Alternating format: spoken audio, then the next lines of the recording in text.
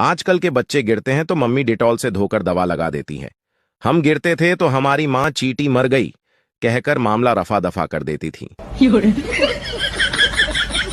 4 पौधे देवताओं के भी प्रिय हैं।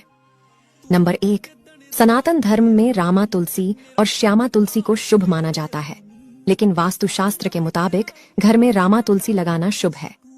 नंबर 2, अपराजिता का लोग कहते हैं कि आजकल की लड़कियों को सहन करना नहीं आता, तो फिर मुझे बताओ कि 20 से 25 साल जिस घर में पल्ले बड़े, उस घर को छोड़कर दूसरे घर में आ जाना क्या होता है? और फिर जिस माँ को देखे बिना एक बार एक लड़का अपनी पत्नी के कहने पर अपनी माँ को वृद्धाश्रम में छोड़ आता है।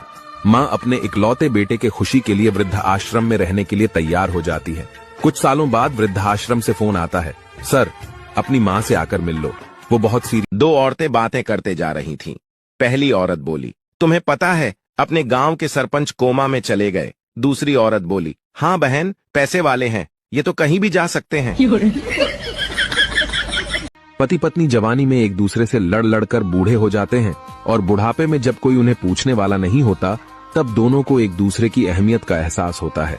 जवानी में पत्नी को जरा सी भी तकलीफ होती है तो वो तुरंत मायके भागती है, लेकिन जब पति पत्नी का रिश्ता खराब होने का कारण है एक दूसरे की बातों को ना मानना और कहना कि तुम मेरी बात नहीं मानते हो।